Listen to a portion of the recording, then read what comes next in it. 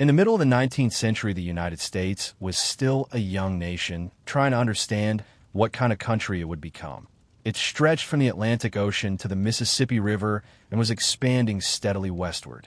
But beneath this growth, there were deep differences between the northern and southern states.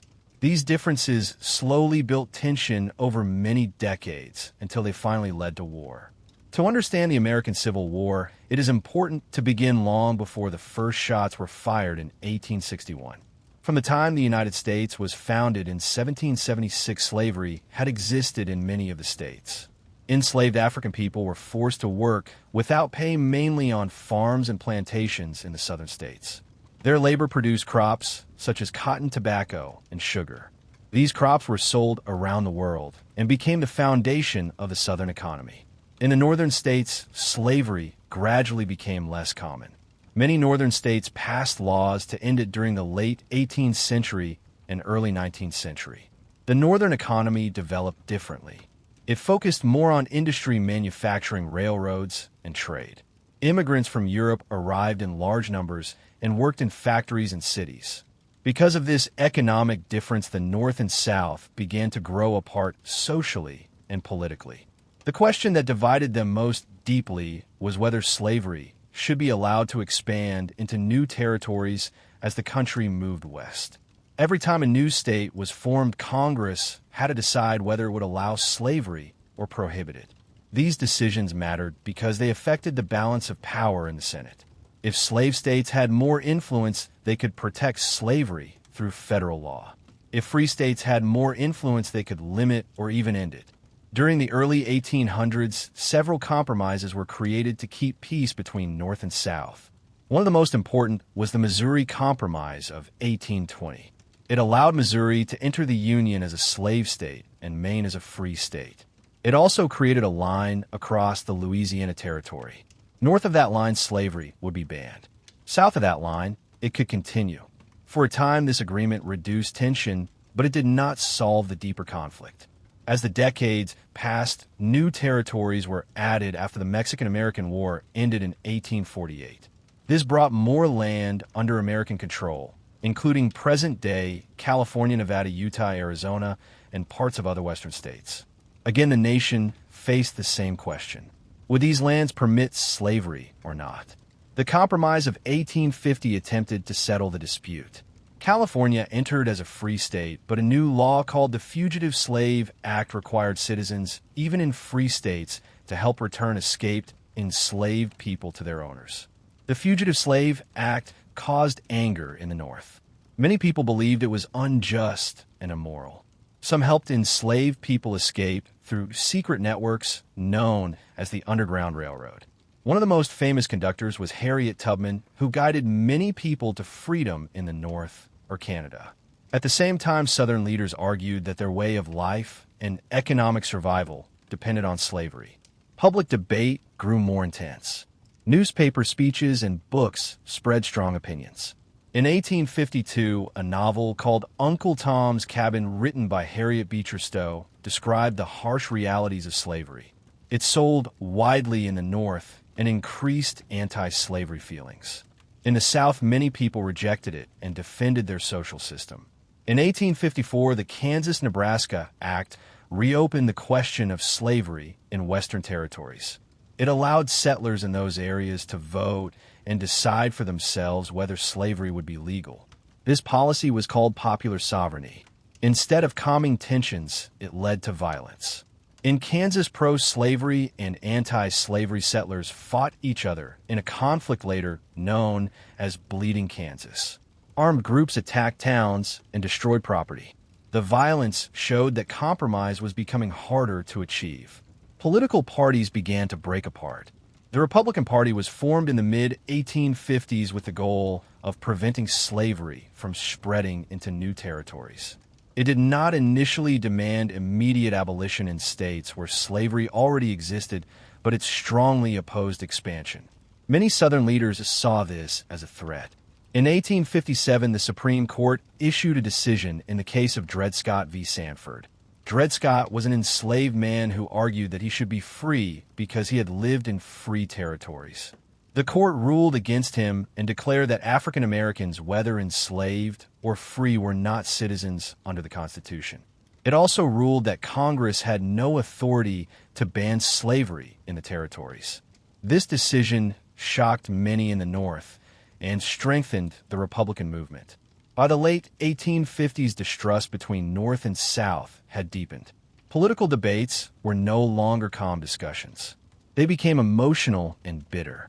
In 1858, Abraham Lincoln, a lawyer from Illinois, debated Senator Stephen Douglas about slavery and its expansion. Lincoln argued that the nation could not remain permanently half slave and half free. His speeches gained national attention. The presidential election of 1860 became the turning point. Abraham Lincoln ran as the Republican candidate. He promised to stop the spread of slavery into new territories, but did not call for immediate abolition where it already existed. The Democratic Party split into northern and southern factions, making it easier for Lincoln to win. When the votes were counted, Lincoln won the presidency with strong support from northern states, but almost no support in the South. Southern leaders feared that Lincoln and the Republican Party would eventually move to abolish slavery entirely.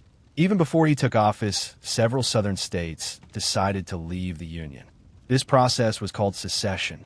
South Carolina was the first state to secede in December 1860. It was soon followed by Mississippi, Florida, Alabama, Georgia, Louisiana, and Texas.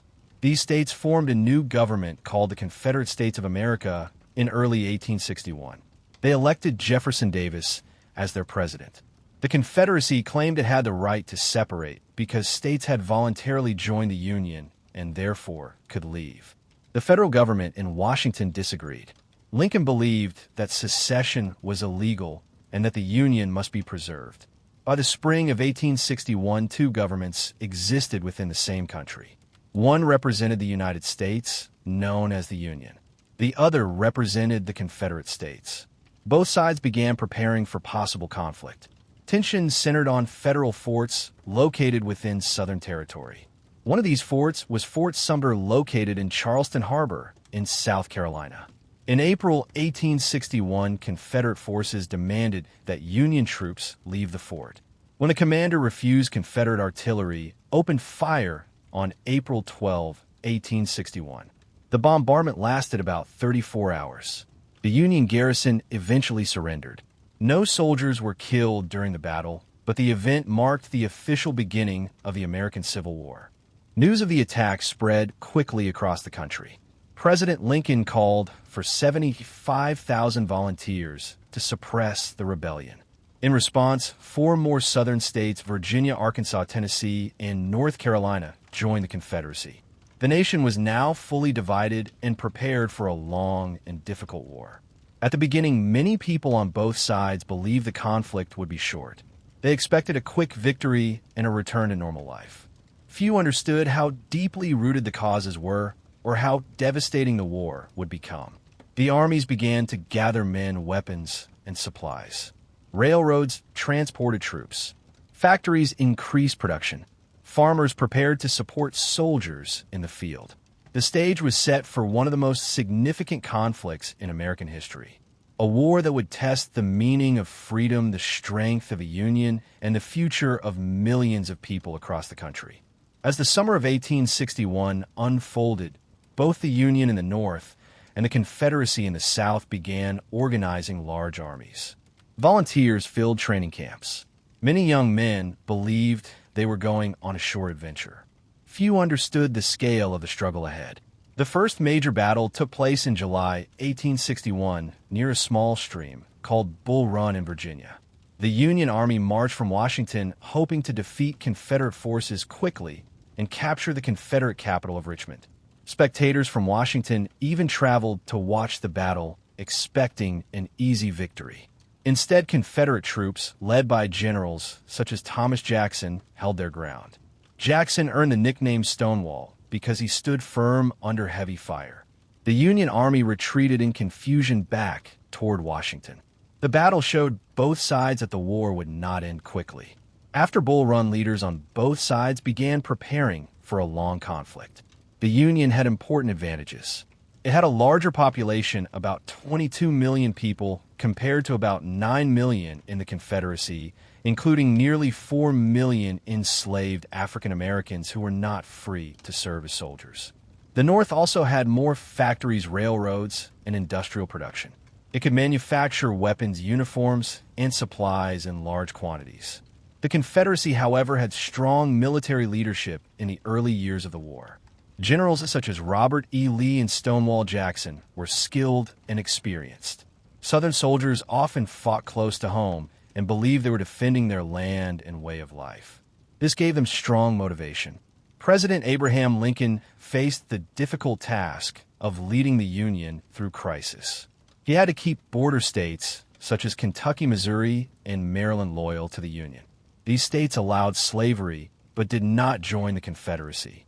If they had seceded, the Union position would have been far weaker, especially because Washington was surrounded by slave states. Meanwhile, the Union developed a strategy known as the Anaconda Plan.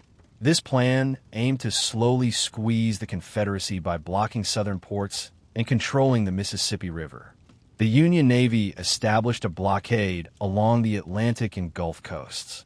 This prevented the South from easily exporting cotton or importing weapons and supplies from Europe. In the Eastern Theater of the war, large armies faced each other in Virginia. In 1862, General George McClellan led the Union Army of the Potomac toward Richmond in what was called the Peninsula Campaign. McClellan was cautious and often overestimated the size of Confederate forces. General Robert E. Lee took command of the Confederate Army and launched bold counterattacks during a series of battles known as the 7 Days Battles. The Union Army withdrew. Later that year, Lee decided to invade the North, hoping to gain recognition from European powers and weaken Northern morale. In September 1862, his army met Union forces at the Battle of Antietam in Maryland. It became the single bloodiest day in American history, with more than 20,000 soldiers killed, wounded, or missing. Although the battle was tactically inconclusive, Lee retreated back to Virginia. President Lincoln used this moment to announce a major change in the purpose of the war. On January 1st, 1863, Lincoln issued the Emancipation Proclamation. This order declared that enslaved people in territories controlled by the Confederacy were free. It did not immediately free all enslaved people, but it transformed the war into a struggle not only to preserve the Union, but also to end slavery. It also allowed African American men to join the Union Army. Thousands of formerly enslaved people and free black men enlisted. By the end of the war, nearly 180,000 African American soldiers had served in the Union Army. They faced discrimination and often received lower pay at first, but their participation strengthened the Union cause and gave moral weight to the fight against slavery. While battles continued in the East, another important campaign unfolded in the West. Control of the Mississippi River was crucial. Union forces under General Ulysses S. Grant targeted the Confederate stronghold of Vicksburg, Mississippi. After a long siege that lasted more than 40 days, the city surrendered on July 4, 1863. This victory split the Confederacy in two and gave the Union control of the river. At nearly the same time, another major battle took place in Pennsylvania. In early July 1863, General Lee again invaded the North. His army met Union forces at the town of Gettysburg. For 3 days, fierce fighting raged across fields and hills. On July 3rd, Confederate troops launched a large assault known as Pickett's Charge. They advanced across open ground under heavy Union fire and suffered severe losses. Lee retreated south after the defeat. Gettysburg marked a turning point. The Confederacy would never again mount a major invasion of the North. Life for soldiers during these years was harsh. Camps were crowded and disease spread easily. More soldiers died from illness, such as dysentery and pneumonia, than from battle wounds. Medical knowledge was limited. Surgeons worked long hours with few supplies. Amputations were common because they could prevent infection from spreading. Civilians also felt the strain of war. In the South, the Union blockade caused shortages of food, clothing, and medicine. Prices rose sharply, and inflation made it difficult for families to survive. In the North, factories worked at full capacity to support the war effort. Women took on new roles in farms, hospitals, and industries as men went to the front. The war became not only a military struggle, but also a test of endurance for entire societies. Railroads carried troops rapidly across long distances. Telegraph lines transmitted information quickly, allowing leaders to coordinate strategies in ways that had not been possible in earlier wars. As 1863 came to an end, the balance of power began shifting more clearly toward the Union. The Confederacy remained determined, but faced growing shortages and mounting casualties. The war was entering a new phase in which total commitment and relentless strategy would shape the final outcome. By the beginning of 1864, the American Civil War had already lasted nearly 3 years. Hundreds of thousands of soldiers had been killed, wounded, or captured. Towns and farms across the South had been damaged. Families in both North and South were exhausted. Yet the conflict was not over. Instead, it was entering its most intense and decisive phase. In March 1864, President Abraham Lincoln appointed Ulysses S. Grant as the general-in-chief of all Union armies. Grant had earned Lincoln's trust through victories in the Western Theater, including the capture of Vicksburg. Unlike some earlier Union generals, Grant believed in constant pressure. He understood that the Union had more men and more resources, and that a long, grinding war would eventually weaken the Confederacy beyond repair. Grant decided to focus his main effort against General Robert E. Lee in Virginia. At the same time, he ordered other Union armies to advance in different regions so that Confederate forces could not easily move reinforcements. This coordinated approach marked a shift toward total war, meaning that the entire economic and military strength of the Confederacy would be targeted. In May 1864, Grant and Lee met in a dense forest area known as the Wilderness in Virginia. The Battle of the Wilderness was chaotic and brutal. Thick trees caught fire from gunfire, and smoke filled the air. Fighting was close and confused. Casualties were heavy on both sides. Unlike earlier Union commanders, Grant did not retreat after the battle. Instead, he moved south and continued fighting. The next major engagement took place at Spotsylvania Courthouse. For days, soldiers fought along trenches and earthworks. One section of the line became known as the Bloody Angle because of the intense hand-to-hand combat. Rain fell and mud covered the ground as soldiers struggled in terrible conditions. Again, the losses were severe, but Grant continued advancing. Throughout the summer of 1864, the Union Army pressed closer to Richmond and the nearby city of Petersburg. The fighting around Petersburg turned into a long siege. Soldiers dug extensive trenches that stretched for miles. These trenches foreshadowed the kind of warfare that would later appear in World War I. Life in the trenches was harsh, with constant threat from sharpshooters, artillery, and disease. While Grant confronted Lee in Virginia, another Union general, William Tecumseh Sherman, launched a major campaign in the Western Theater. Sherman aimed to capture the important railroad hub of Atlanta, Georgia. Beginning in May 1864, his army moved steadily south, fighting a series of battles against Confederate General Joseph E. Johnston and later General John Bell Hood. Sherman used maneuvering tactics to force Confederate troops to retreat rather than risk destruction in direct assaults. By September 1864, Union forces captured Atlanta. This victory boosted Northern morale and strengthened support for President Lincoln, who was seeking re-election that year. Many in the North had grown weary of the war and questioned whether it was worth continuing.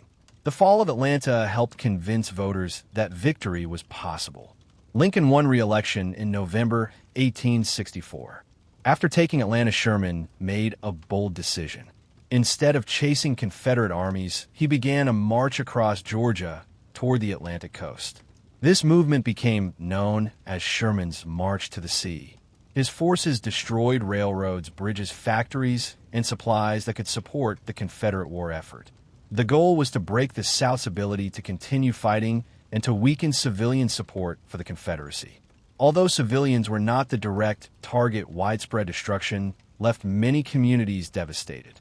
By December 1864, Sherman reached Savannah, Georgia, and presented the city to President Lincoln as a Christmas gift. He then turned north, moving through the Carolinas, continuing his strategy of destroying infrastructure. Meanwhile, in Virginia, the siege of Petersburg dragged on into early 1865. Confederate supplies were running low. Desertion increased as soldiers returned home to care for families facing hunger. The Confederate government struggled with inflation and shortage of resources. In January 1865, the United States Congress passed the 13th Amendment to the Constitution. This amendment formally abolished slavery throughout the nation. It marked a historic transformation. The war that had begun as a struggle to preserve the Union was now legally committed to ending slavery entirely. The amendment would be ratified later that year after the war concluded. In the spring of 1865, Union forces finally broke through Confederate lines at Petersburg. Richmond, the Confederate capital, was evacuated. On April 2, 1865, Confederate leaders fled the city. Union troops entered Richmond soon after. General Lee attempted to retreat west, hoping to join other Confederate forces, but Union troops surrounded his army near the village of Appomattox Courthouse in Virginia. On April 9, 1865, Lee met Grant in a private home to discuss surrender. Grant offered generous terms, allowing Confederate soldiers to return home with their personal horses. This gesture aimed to encourage reconciliation rather than revenge. The surrender at Appomattox effectively ended major fighting in Virginia. Other Confederate forces surrendered in the weeks that followed. After 4 years of conflict, the war was coming to a close. The human cost had been enormous. It is estimated that more than 600,000 soldiers died during the war. Many more were wounded. The South lay economically shattered. Cities such as Atlanta and Richmond had suffered destruction. Plantations and farms were damaged. The North also bore deep scars from loss and hardship. Yet even as armies laid down their weapons, the country faced a new challenge. The question was how to rebuild the Union and how to define freedom for millions of formerly enslaved people. The end of fighting did not mean the end of struggle. A new chapter in American history was about to begin. When General Robert E. Lee surrendered to General Ulysses S. Grant in April 1865, the major fighting of the American Civil War came to an end. Soldiers slowly began returning home. Weapons were stacked and battlefields grew quiet. Yet the silence did not mean peace had fully arrived. The nation now faced the enormous task of rebuilding itself after 4 years of destruction. Only days after Lee's surrender, tragedy struck again. On April 14, 1865, President Abraham Lincoln was shot while attending a play at Ford's Theater in Washington. He died the next morning. The nation mourned deeply. Lincoln had become a symbol of unity and perseverance. His death shocked both North and South and left the future of Reconstruction uncertain. Reconstruction was the period after the war when the United States tried to rebuild the South and integrate formerly enslaved people into society as free citizens. It lasted roughly from 1865 to 1877. The challenges were complex and difficult.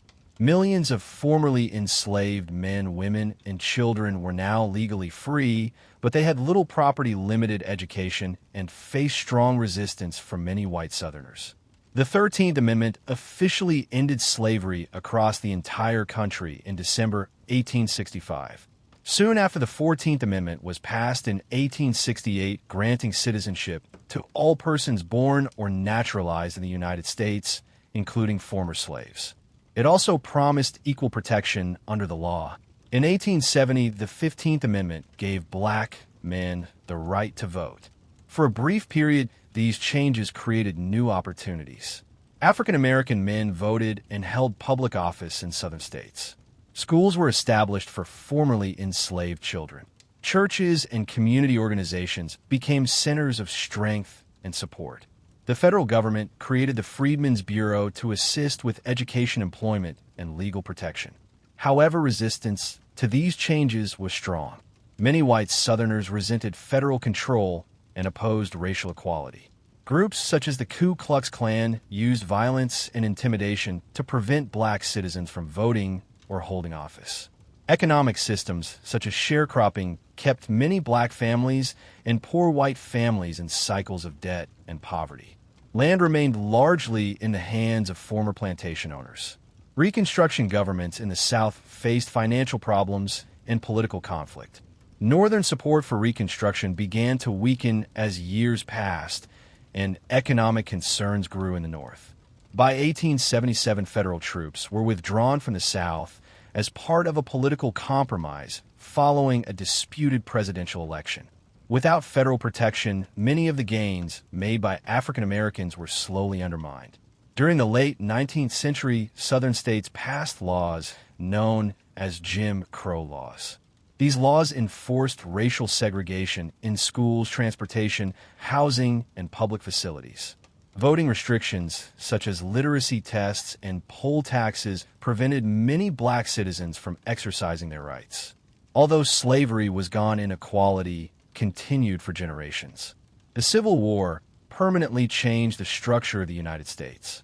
It settled the question of whether states could secede from a union. The nation was confirmed as a single unified country rather than a loose collection of independent states. Federal power grew stronger, and the national government became more involved in economic and social matters. Economically, the North continued to industrialize rapidly after the war. Railroads expanded across the continent, linking eastern factories with western resources. Cities grew and new industries developed. The South, however, recovered more slowly. Its economy had depended heavily on slave labor and agriculture. The destruction of war and the end of slavery forced major adjustments that took decades to stabilize. The war also reshaped American memory and identity. Memorials were built across the country. Cemeteries, such as Arlington National Cemetery, became places of remembrance. Stories of bravery, sacrifice, and hardship were passed down through families. The war became central to how Americans understood their history. Military technology and strategy had evolved during the conflict. The widespread use of railroads, telegraphs, ironclad ships, and more advanced rifles signaled a shift toward modern warfare. The scale of casualties revealed the deadly power of industrial weapons. Future military planners studied the Civil War carefully. Most importantly, the war transformed the meaning of freedom in the United States. Before the conflict, millions of people had lived in bondage. Afterwards, slavery was legally abolished.